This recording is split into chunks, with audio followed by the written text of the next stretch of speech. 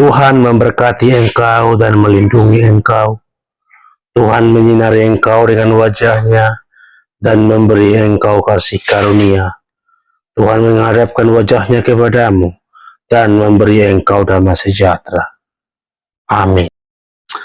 Shalom Bapak Ibu, Saudara-saudari. Pada saat ini saya ingin menjelaskan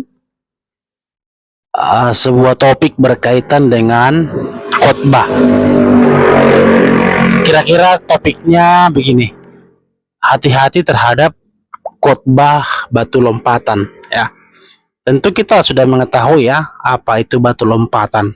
Artinya menjadikan sebuah batu atau beberapa batu menjadi landasan sementara untuk berpijak dan melompat ke arah yang dituju oleh si pelompat. Jadi batu lompatan ini hanya sebatas sementara saja. Ya, demikian juga ini sering sebenarnya diterapkan di dalam dunia pekerjaan ya. Contohnya sambil menanti-nanti atau sambil melamar pekerjaan yang dia inginkan oleh seseorang. Jadi dia melamar pekerjaan yang satu, yang lain begitu. Sekalipun memang ini tidak sesuai dengan yang diinginkan, tapi daripada menganggur begitu ya, jadi ini hanya batu lompatan saja supaya ada uang masuk begitu ya, demi untuk mencapai pekerjaan yang sesuai yang diinginkan begitu ya. Nah, sebenarnya juga ini seringkali terjadi di dalam hal berkhotbah juga Bapak Ibu. Makanya saya katakan hati-hati, dan ini juga sangat bermasalah dan sangat masalah ya di dalam homiletik atau dalam berkhotbah. Jadi begini, kira-kira begini. Kan pada intinya kan ketika seseorang berkhotbah baik di gereja maupun di dalam persekutuan lainnya, tentu seorang pengkhotbah itu pasti membaca Alkitab, ayat Alkitab ya. Contohnya di dalam Matius pasal yang ke-5 ayat yang ke-13 sampai ayat yang ke-16 tentang garam dan terang dunia. Nah, ini kan akan dibaca sampai habis. Nah, tetapi orang yang menghanut khotbah batu lompatan ini biasanya setelah dia membaca akan mengabaikan, akan menyingkirkan teks ini dan tidak akan membahas lagi. Jadi dia akan membahas isu-isu lain atau mungkin pikiran-pikiran lain. Jadi teks yang dibaca itu hanya sebatas batu lompatan yang tadi itu, hanya sebatas landasan sementara bagaimana pengkhotbah pada umumnya begitu. Tetapi dia tidak akan bahas itu.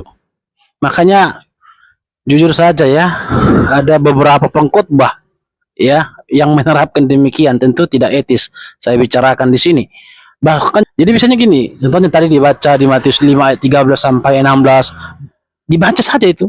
Habis itu nanti dia akan membahas yang aneh-aneh begitu. Biasanya mereka itu membahas khotbah bukan khotbah, isu-isu tentang suami istri.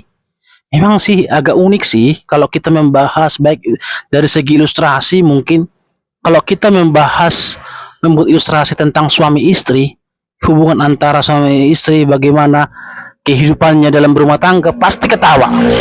Nah, ketawa-ketawa inilah yang diambil biasanya. Makanya dia tidak membahas ayat Alkitab ini. Jadi dikasih ilustrasi yang berhubungan atau yang berkaitan dengan kehidupan suami istri, antara suami dan istri, bagaimana di sana. Ketika dibahas si suami, pasti istri tertawa.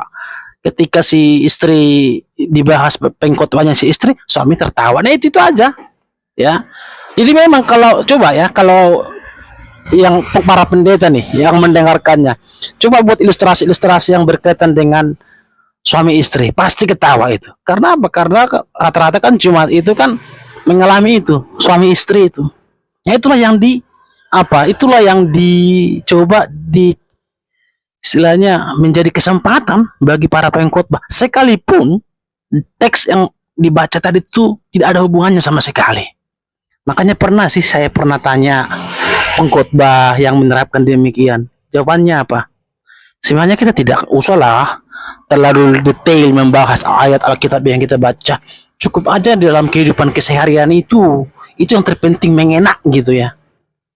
mengenak tetapi untuk apa kau baca teks Alkitab yang tadi kalau tidak ada hubungannya, kan begitu ya. Nah, ini yang saya katakan Bapak Ibu sangat berbahaya sebenarnya ya. Sangat berbahaya pengkhotbah demikian.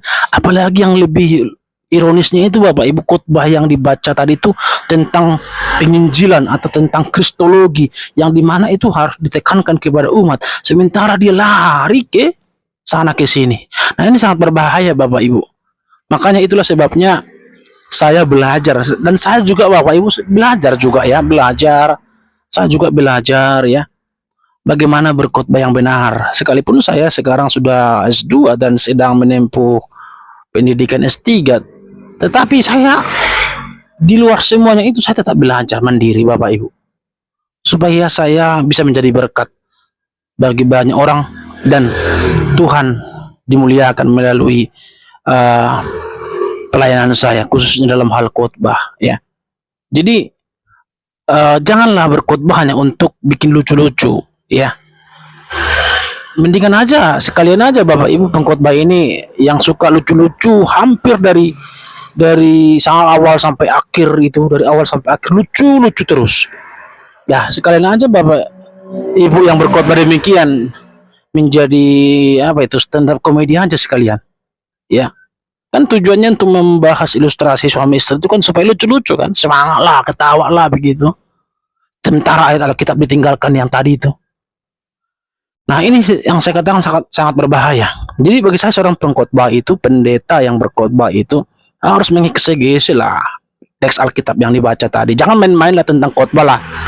Jangan yang penting Jumatnya ketawa, udah saya berhasil dalam berkhotbah. Tidak. Ya, tidak. Saya juga Bapak Ibu kalau saya berkhotbah bikin juga selang-seling lucu-lucu ya, tetapi lucu-lucunya ilustrasi yang sesuai dengan ini ayat yang saya baca tadi, tidak lari dari situ ya.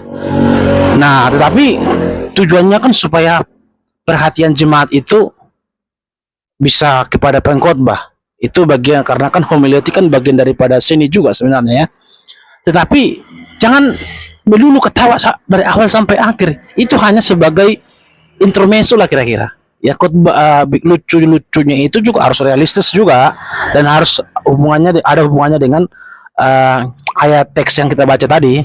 Ya, itu hanya sebagai intermezzo aja, bukan sebagai inti atau substansi. Ya, bukan sesuatu yang substansi ya, menjadi pokok di situ ya, menjadi dasar, menjadi inti ya. Jadi itu harus dipahami Bapak Ibu ya, para pengkhotbah ini ya. Jadi janganlah menerapkan khotbah-khotbah yang demikian, itu sangat berbahaya bagi umat. Kalau bisa ya mengajarkan doktrin juga, kenapa? Ya, mengajarkan doktrin supaya jemaat itu kuat, kokoh di dalam kekristenan, di dalam iman, pondasi iman kita. Nah, itu yang ingin saya harapkan para pengkhotbah Bapak Ibu. Marilah kita menjadi pengkhotbah yang benarlah, menjadi pendeta yang benarlah ya, supaya nama Tuhan dipermuliakan dan kita menjadi berkat bagi banyak orang. Kiranya ini menolong. Ini hanya himbauan ya, jangan ada yang tersinggung ya. Tuhan Yesus memberkati. Shalom.